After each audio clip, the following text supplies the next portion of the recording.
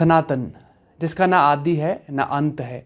सनातन की इतनी बड़ी बड़ी बातें हैं जो आपके लिए और हमारे लिए समझना बहुत ज़्यादा मुश्किल होती हैं, और इन बातों को समझने के लिए हमें आवश्यकता होती है ऐसे विद्वानों की जो लंबे वक्त से इस पर शोध कर रहे हैं, और इस तरह का शोध जो हमें सनातन के और ज़्यादा करीब ले जाता है।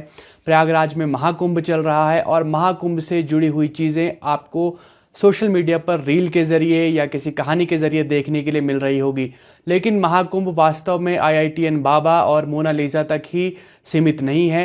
महाकुंभ सालों से चला आ रहा है। महाकुंभ तब भी था जब हमारे पास संवाद का और कम्युनिकेशन का बहुत बड़ा तंत्र नहीं था। आज बदलते युग में महाकुंभ हो रहा है, और महाकुंभ में हम देख रहे हैं कि बड़े बड़े साधु, नागा साधु, जिनके बारे में हमेशा से ही किंवदंतियां रही हैं, लेकिन हमें उनके बारे में जानकारी नाम मात्र की है। तो हमारे साथ बात करने के लिए आज मौजूद हैं प्रोफेसर विवेकानंद तिवारी, जो महाकुंभ पर 5 किताबें लिख चुके हैं और 2 किताबें कुछ ही वक्त में उनकी प्रकाशित होने वाली हैं। तिवारी जी, पहले तो बहुत बहुत स्वागत आपका। बहुत बहुत धन्यवाद। और आपने बहुत बढ़िया भूमिका ही बना दिया, उसमें सब कुछ समाहित आपने कर दिया सनातन का। जी, जिस तरह से मैंने जिक्र किया कि सनातन को समझना हम जैसे लोगों के लिए आसान नहीं है। आप लंबे वक्त से महाकुंभ पे शोध कर रहे हैं, आपने कई पुस्तकें भी लिखी हैं। हम देख रहे हैं कि जो आजकल के युवा हैं वो रील पर नाम मात्र की जानकारी ले पा रहे हैं।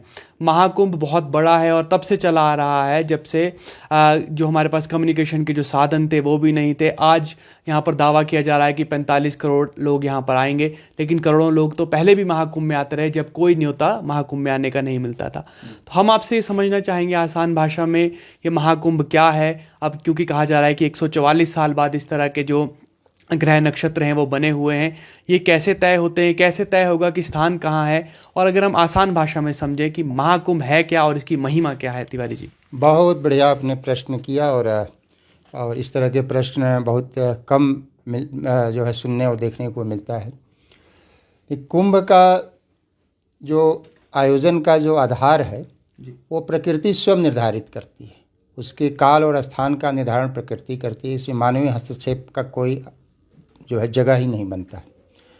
जहाँ तक कुंभ के स्थान का निर्धारण का विषय है, यह देव दानव संग्राम के बाद से जो है इसकी कथा आती है, और अमृत कलश से ये जुड़ा हुआ ये कथा है कि 4 स्थान विशेष पर जो है अमृत बूंदें गिरी थी। सर्वप्रथम हरिद्वार में अमृत बूंद गिरी थी, उसके बाद प्रयाग में अमृत बूंद गिरा था, उसके बाद उज्जैन में, और उसके बाद जो है ये नासिक में।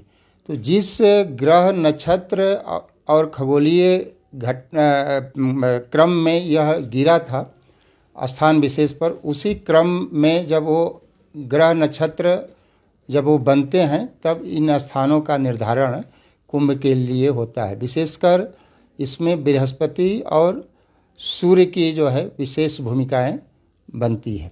ये 4 स्थान पर कुंभ का आयोजन होता है।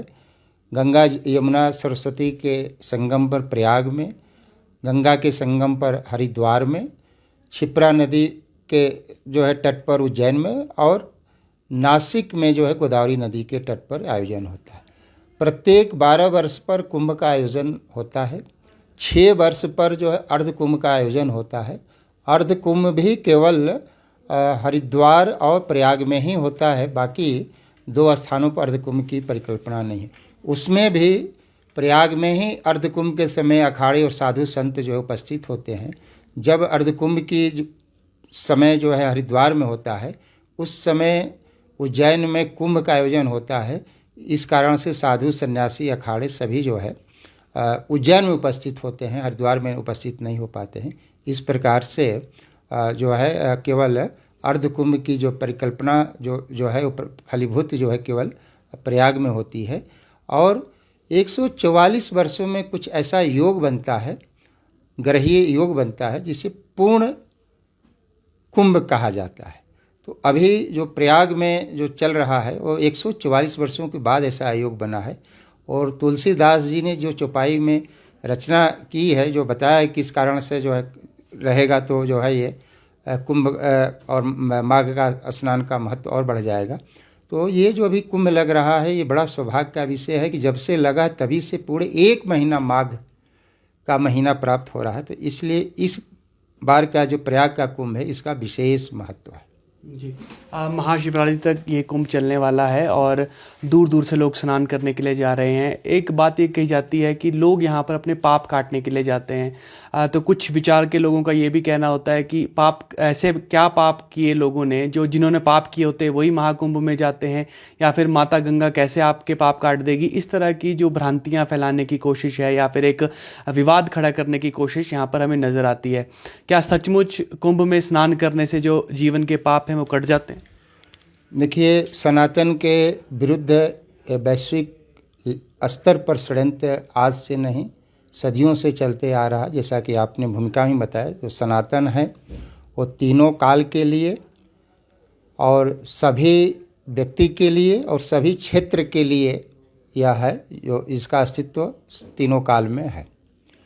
कुंभ के बारे में धार्मिक महात्म्य यह है कि कुंभ के स्नान से हजारों अश्वमेध यज्ञ, लाखों वाजपेयी यज्ञ और जितने भी तप दान और लाखों पृथ्वी की परिक्रमा से जो पुण्य की प्राप्ति होती है, वह कुंभ स्नान के समय में, केवल कुंभ स्नान करने से वो सारे जो पुण्य है वो प्राप्त हो जाते हैं।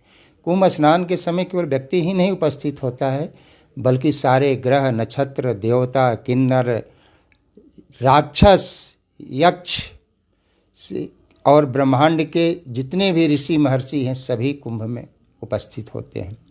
इस प्रकार से कुंभ में स्नान करने से मनसा वचना कर्मणा, जो पूर्व में पाप किए गए हैं वो पाप का क्षय होता है। कहा गया है कि क्षेत्र विशेष में जो पाप ज्ञात अज्ञात हुआ है उसका क्षय जो है तीर्थ स्थलों में होता है, और जो तीर्थ स्थल में पाप किया गया है उसका क्षय केवल प्रयाग में ही संभव है। इस प्रकार से इसका धार्मिक महत्व है।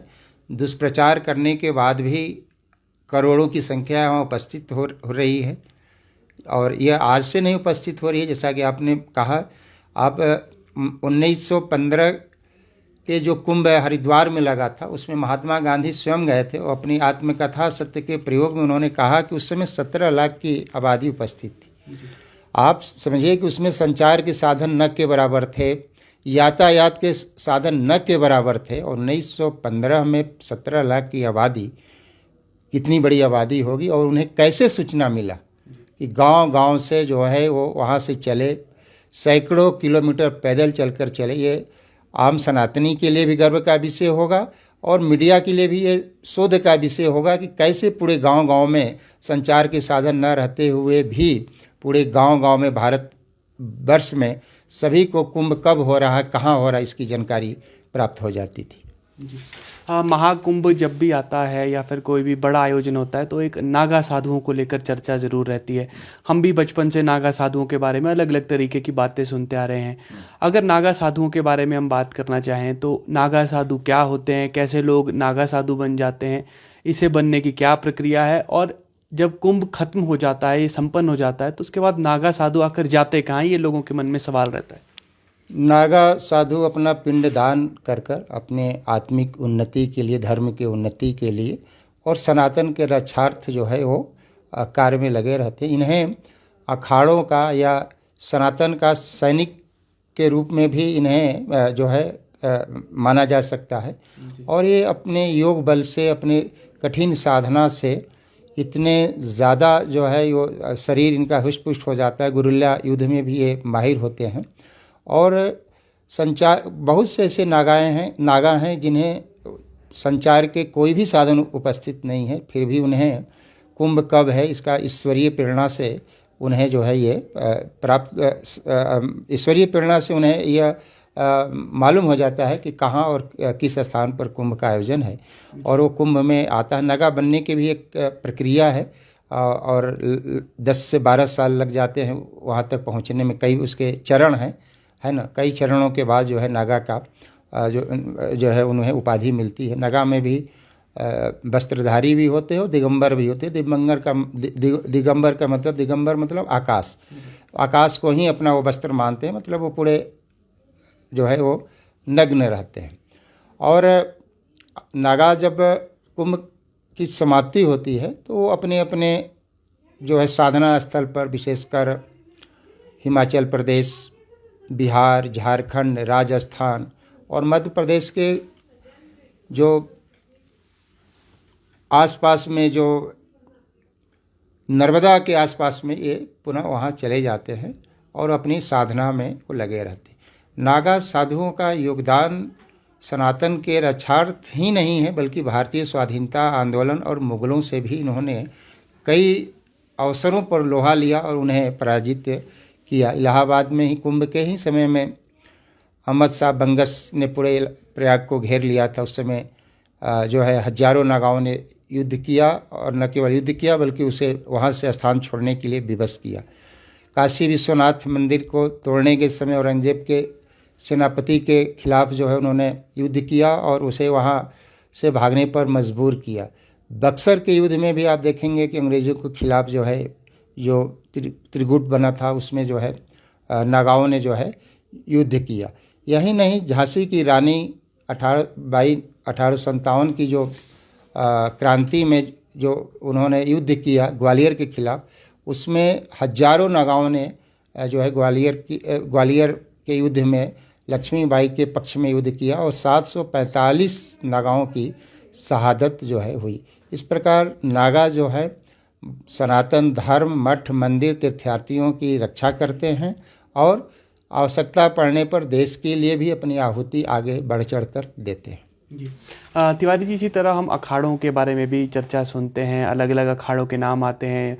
मुख्य रूप से जूना अखाड़े का नाम इन दिनों चर्चा में है। तो अगर अखाड़ों की हम बात करें तो अखाड़ों की स्थापना कैसे होती है, क्या इसका उद्देश्य है, और स्नान में भी क्या अलग अलग रहता है कि कौन सा अखाड़ा पहले स्नान करेगा, क्या ये भी पहले से तय होता है? जी, भारत की जो एक समय स्थिति थी, वो भारत जो है दिग्भ्रमित था। अनेक पंथ, संप्रदाय, उपासना पद्धति में बटा हुआ था। सही मार्ग क्या है यह व्यक्ति समाज को पता नहीं था। इस वातावरण में शिवावतार भगवान आदि शंकराचार्य जी का आविर्भाव होता है और वो भारत को जो है एकता के सूत्र में बांधने के लिए 4 स्थानों पर 4 मठों की स्थापना करते हैं और इन्हीं के मार्गदर्शन में मधुसूदनानंद सरस्वती ने अखाड़ों की स्थापना की। और अखाड़े जो मूल अखाड़े हैं वो शैव अखाड़े थे। बाद में अखाड़े में वैष्णव और सिखों से भी संबंधित अखाड़े की स्थापना होती है।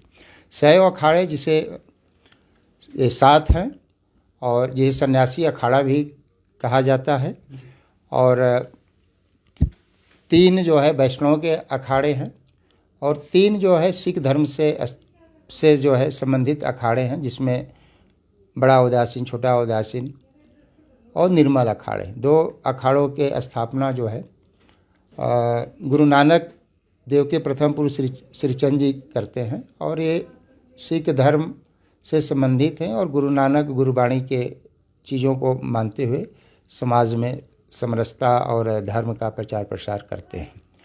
जहाँ तक शाही स्नान का विधान है, शाही स्नान मुगल काल में ये शब्दावली आया। एक कुंभ के समय में कुछ ऐसे विशेष मुहूर्त में स्नान विशेष का विशेष महत्व होता है, उसी को शाही स्नान कहते हैं। 3 शाही स्नान का शास्त्रीय विधान है। पहला शाही स्नान जो है मकर संक्रांति को होता है। दूसरा शाही स्नान जो है वो मौनी अमावस्या का होता है और तीसरा शाही स्नान जो है बसंत पंचमी को होता है। इसके साथ कई महत्वपूर्ण स्नान भी है, जैसे पौष पूर्णिमा का स्नान है, माघी पूर्णिमा का स्नान है, शिवरात्रि का स्नान है। यह जो है कुंभ के प्रमुख स्नान है। शाही स्नान का मतलब होता है कि सब जो अखाड़े हैं वो उन साधु संत विशेषकर नागा 17 श्रृंगार करते हैं। 16 श्रृंगार का महिलाओं का वर्णन है, 17 श्रृंगार करते हैं। देह में भभूति लपेटे रहते हैं, चंदन लगाते हैं, रुद्राक्ष की माला रहता है, हल्दी लगाते हैं और पूरे सज धज कर जो है अपने जो शिविर से वो चलते हैं। हाथी, घोड़ा, बैंड बाजा, रथ के साथ वो चलते हैं। उसमें भी जो अलग अलग अखाड़ों के जो देवता होते हैं वो पहले रथ पर वो रहते हैं, उनके ध्वज रहते हैं, फिर आचार्य महामंडलेश्वर रहते हैं, फिर व्रतिया क्रम में मंडलेश्वर आदि रहते हैं और वो उस स्थान विशेष पर जाते हैं। स्नान करते हैं। जहाँ तक शाही स्नान में कौन अखाड़ा पहले स्नान करेगा, इसका भी विधान है। हरिद्वार और प्रयाग में निरंजनी अखाड़ा सर्वप्रथम शाही स्नान करता है, फिर बाकी अन्य अखाड़े जो है वो शाही स्नान करते हैं। सबका समय निर्धारित होता है, किसी का 55 मिनट, किसी का 45 मिनट, किसी का 40 मिनट। उस अवधि विशेष में सारे अखाड़े जो है स्नान करते हैं। और जूनागढ़ जो अखाड़ा है वो सर्वप्रथम शाही स्नान जो है उज्जैन में करता है, और महानिर्वाणी जो है वो जो है नासिक के कुंभ में शाही स्नान जो है वो पहले करता है, बाकी अन्य अखाड़े करते हैं। तिवारी जी, एक किन्नर अखाड़े के बारे में अगर आप हमें कोई जानकारी दे सकें तो। जी देखिए, किन्नर के बारे में समाज में भ्रांतियां हैं।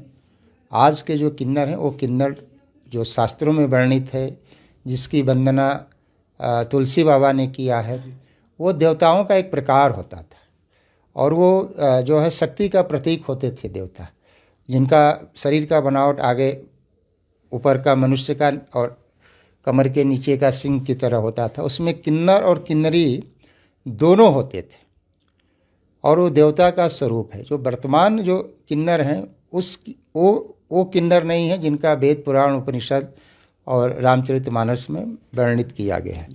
फिर भी किन्नर अभी हमारे समाज का ही एक अंग है, और ये ज़्यादातर जो है मुस्लिम परंपरा में दीक्षित थे। तो एक पहल किया गया जूनागढ़ अखाड़े की ओर से कि इनको जो है एक अखाड़े में स्थान दिया जाए, जिससे जो है ये जो मुस्लिम परंपरा रीति रिवाज को मार रहे हैं उससे वहाँ से हटकर सनातन की तरफ बढ़े। तो इस स्थापना से ये तो लाभ हुआ कि बहुत से जो किन्नर जो मुस्लिम धर्म परंपरा को मानते थे वो तेज़ी से सनातन की ओर बढ़े हैं। जहाँ तक आदि शंकराचार्य जी के मूल अखाड़े की व्यवस्था है, उसमें स्त्री और किन्नर का कोई उल्लेख नहीं है, न कोई व्यवस्था है। अभी जो जूनागढ़ अखाड़े ने बनाया वो जो है परंपरा से हटकर बनाया। इसका अखाड़े में ही काफ़ी विरोध हुआ, अखाड़ा परिषद ने भी इसको विरोध किया। अखाड़ों को नियंत्रित करने के लिए 1954 में अखाड़े परिषद की स्थापना हुई, और उस अखाड़े में हर अखाड़े से 13 से 2-2 प्रतिनिधि होते हैं, अर्थात 26 होते हैं। उसी में से किसी एक अखाड़े के सचिव को जो है अध्यक्ष के रूप में जो है नियुक्त किया जाता है, जो अखाड़ों के संचालन विधि व्यवस्था का जो है वो दायित्व का निर्वहन करता है। अभी जो निरंजनी अखाड़े के जो सचिव थे रविंद्रपुरी जी, वो अखाड़ा परिषद के अध्यक्ष हैं। तो इस प्रकार से किन्नर अखाड़े की परिकल्पना जो शास्त्र में है उसको भी मैंने बताया। अभी वर्तमान में उसकी जो है किस प्रकार से उपयोग किया जा रहा है इसको भी मैंने बताया। किस प्रकार से हटकर जो है इसकी व्यवस्था की जा रही है इसको भी मैंने बताया। मेरा मंतव्य यह है कि इन्हें अखाड़े अलग के रूप में न बनाकर उसी जूनागढ़ में ही उसको सम्मिलित कर लेना चाहिए, उनको साधु सन्यासी बनाए। आचार्य महामंडलेश्वर बहुत बड़ा पद होता है। एक भी किन्नर अभी वर्तमान में नहीं है जो वेद पुराण उपनिषद श्रीमद् भागवत का जो है अध्येता हो, विद्वान हो और कथा प्रवचन करने में माहिर एक भी नहीं है। तो ये तो आचार्य महामंडलेश्वर की जो परिकल्पना है उसका सीधे सीधे उपहास है। अगर इसके अलावा हम बात करें, क्योंकि ये जो मौका होता है देखते हैं कि हिंदू समाज में जिस जाति प्रथा की बात की जाती है, जिस जातिवाद की बात की जाती है, यहाँ पर महाकुंभ में वो ढूंढे नहीं मिल रही। कौन पिछड़ा है, कौन दलित है, कौन अगड़ा है, कैसे पहचान हो। तो आपको लगता है कि एक बड़ा संदेश है हिंदू समाज के लिए भी, भारत के लिए भी और विश्व के लिए भी, कि जिस हिंदू समाज को जाति में बंटा हुआ बताया जाता है, वास्तव में जाति जैसा हिंदू समाज में कुछ था नहीं। ऐसा क्या संदेश महाकुंभ दे रहा है? बहुत बढ़िया प्रश्न आपका है। कुंभ जो है सामाजिक समरसता का सबसे बड़ा पर्व है, सबसे बड़ा प्लेटफार्म है। हमारे यहाँ जाति नाम की कोई चीज़ नहीं थी। कर्म के आधार पर जाति का निर्धारण था। नीचे का व्यक्ति भी अपने कर्म से बहुत ऊपर पहुँचता था, ऊपर का व्यक्ति भी अपने कर्म से बहुत नीचे आ जाता था। इसके उदाहरण पूरे भारतीय इतिहास में, संत साहित्य में ये सब वर्णित है, देखा जा सकता है। रविदास जी एक बहुत सामान्य परिवार से, वंचित परिवार से जो है पैदा हुए थे, लेकिन उनके शिष्य बहुत बड़े बड़े राजा महाराजा, ब्राह्मण, मीराबाई छत्राणी थी, वो आदि बने। बहुत से सामाजिक समरसता में जो संतों का योगदान है, बहुत से ऐसे संत, पीपा जी हैं और कई ऐसे संत हैं जो है वंचित जिसको कहा जाता है, जिसको आज के भाषा में दलित पिछड़ा कहा जाता है, जो है उस परिवार में पैदा हुए और ब्रह्म को प्राप्त किए। और कई बड़े बड़े उच्च जातियों के लोग उनके शिष्य बने। तो सनातन को बदनाम करने के लिए और समाज में विभेद पैदा करने के लिए विदेशी षड्यंत्र के तहत यहाँ भी अपनी आत्मा को बेचकर और हिंदू समाज में विभेद पैदा करने के लिए ऐसे टूल्स आज भी काम कर रहे हैं। लेकिन जैसा कि आपने प्रश्न किया, आप कुंभ में जाइए, वहाँ एक साथ स्नान कर रहे हैं, एक साथ लंगर लगा है, एक साथ भोजन कर रहे हैं, एक साथ कथा प्रवचन सुन रहे हैं। न कोई वहाँ ऊंच है, न कोई नीच है, न कोई किसी को जाति पूछता है, केवल और केवल सनातन और हिंदू हैं। ये जो है इस प्रकार का दृश्य जो है हम कुंभ में देखते चले आ रहे हैं। और यह सामाजिक समरसता और राष्ट्रीय एकता का सबसे बड़ा जो है पर्व है। और यहाँ से सबसे बड़ा संदेश भी राष्ट्रीय एकता और सामाजिक समरसता का कुंभ के पर्व पर जो है पूरे देश को दिया जाता है। जी, आपने समय दिया तिवारी जी, आपका बहुत बहुत धन्यवाद। जी, आपको भी धन्यवाद। महाकुंभ बहुत विशाल है और हमने कोशिश की कि गागर में सागर भर लिया जाए। हालांकि समय की हमेशा बाध्यता रहती है, तो जितना हम महाकुंभ के बारे में खुद भी समझ सके और हमने आपको भी समझाने की कोशिश की। उम्मीद है कि आप महाकुंभ के बारे में कुछ नई चीज़ें जाने होंगे और साथ ही साथ आपको कुछ ऐसी भ्रांतियों के बारे में भी स्पष्टता मिली होगी जिसके बारे में आप लंबे वक्त से इधर उधर से ऐसी बातें सुनते आ रहे हैं जिसमें कोई वास्तविकता नहीं है। महाकुंभ में क्या हो रहा है, महाकुंभ की महानता क्या है, अगर ये जानना है तो इसके लिए आपको प्रयागराज तो एक बार जाना ही होगा। फिलहाल के लिए इतना ही। आप जुड़े रहिए एबीपी लाइव के साथ। For exclusive and insightful videos, subscribe to our new channel ABP Live Premium.